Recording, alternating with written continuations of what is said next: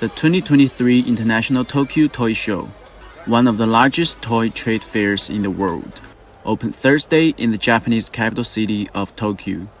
Many Chinese toy makers showcased their best-selling products at the 4-day event, looking to find more growth opportunities in the huge toy market in Japan.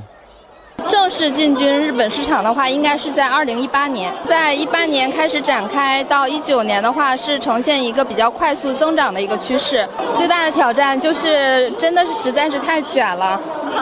真的很卷。但是我们也非常有信心，因为我们有特别棒的研发团队，而且我们相信我们的设计以及我们的生产能力。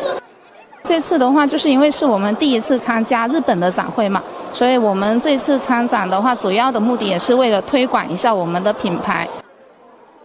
According to data from the Japan Toy Association, the country's toy market size went up 106.7% year-on-year to 952.5 billion yen for Japan's 2022 to 2023 fiscal year from April 1st, 2022 to March 31st, 2023.